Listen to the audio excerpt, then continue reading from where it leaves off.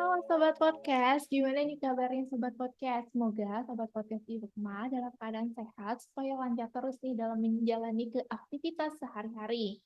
Oke, hari ini kembali lagi bersama aku Olga Agusta dan rekan aku. Mas Saul ya dari Departemen Manajemen IPB di Podcast with Share.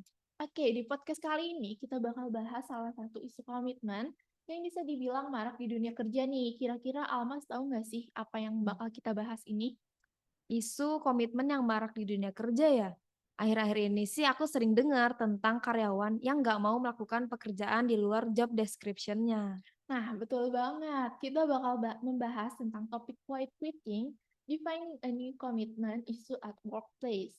Jadi, tren yang dimana baru aja Alma sebut ini adalah quiet quitting ya, Sobat Podcast, di mana seorang karyawan itu bekerja sesuai dengan proporsinya dan menolak untuk memberikan effort yang lebih ekstra pada seharusnya nih karyawan bekerja secara lambat dan tidak melakukan hal-hal yang seharusnya dilakukan dalam sebuah pekerjaan tapi tidak ekstrim sampai bisa dikeluarkan dari pekerjaannya. Iya, betul banget. Berdasarkan informasi yang aku dapatkan juga, menunjukkan bahwa lebih dari 50% karyawan di Amerika Serikat adalah seorang quiet quitter di tempatnya bekerja. Wow, tinggi juga ya presentasi quiet quitting ini, bahkan di negara maju kayak Amerika Serikat.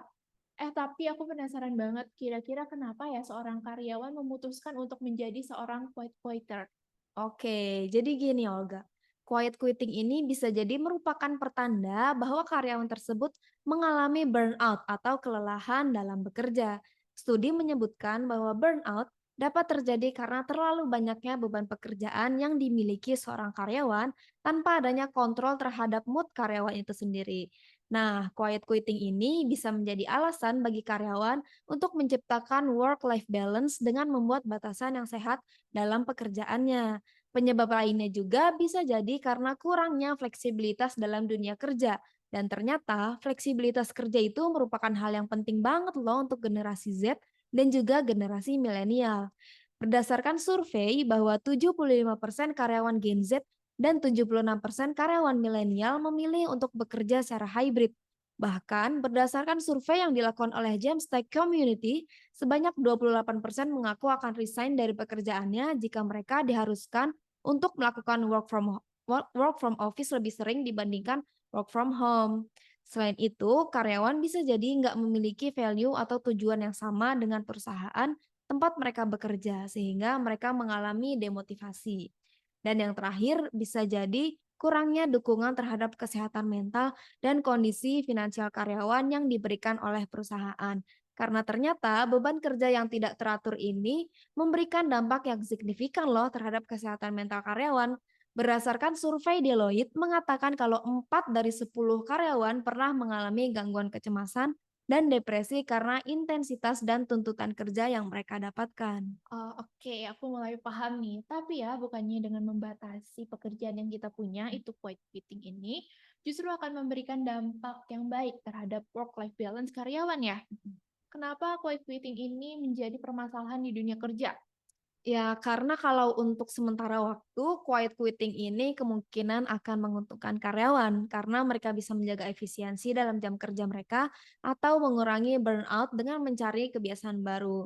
Akan tetapi, dalam jangka waktu panjang, karyawan akan memiliki keengganan untuk bekerja lebih keras. Dan hal ini tentunya akan menyebabkan peningkatan beban kerja terhadap rekan kerja lainnya.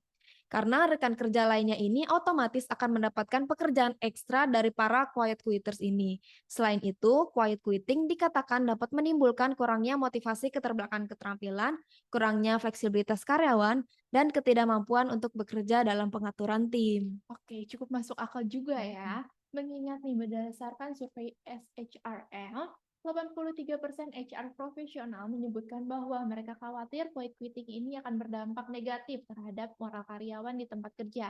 Dan 70% dari mereka juga mengkhawatirkan adanya penurunan produktivitas. Dan 50% mengkhawatirkan kualitas kerja karyawan. Terus nih Almas, Sobat Podcast pasti penasaran banget gimana sih cara supaya perusahaan bisa mengurangi tren ini terjadi di lingkungan kerjanya.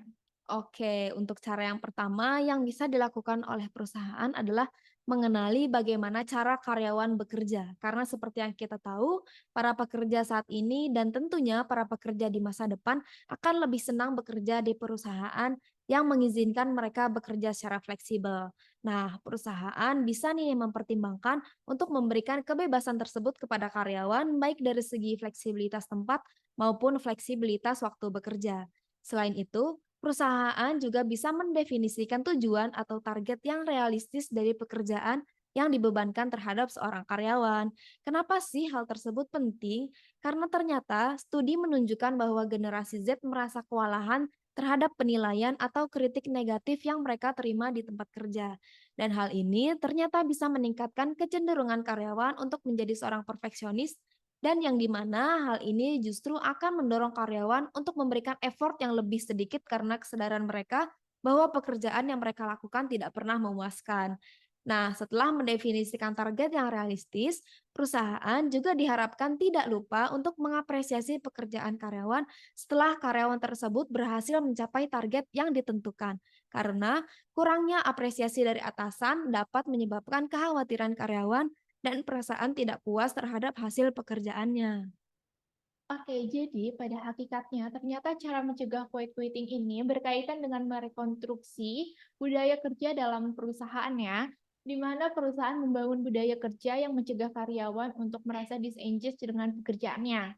Oke, Sobat Podcast, nggak kerasa nih kita sudah cukup lama membahas fenomena quiet quitting ini. Kalau kita rangkum dari percakapan kita, quiet quitting ini bisa berdampak positif dalam jangka pendek, tapi memberikan dampak yang negatif dalam jangka panjang ya.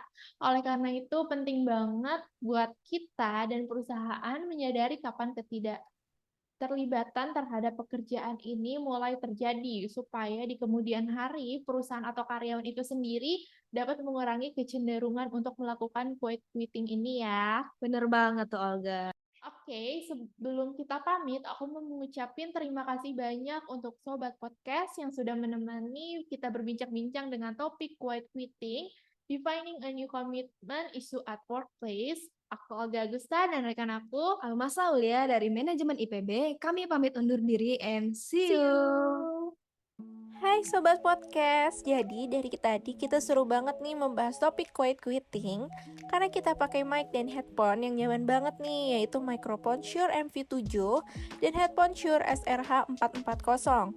Microphone dan headphone-nya ini membantu banget untuk meningkatkan kualitas dari podcast kita karena microphone Shure MV7 ini dapat menangkap suara dengan jelas dan detail dengan pilihan konektor yang dapat memudahkan proses pembuatan podcast.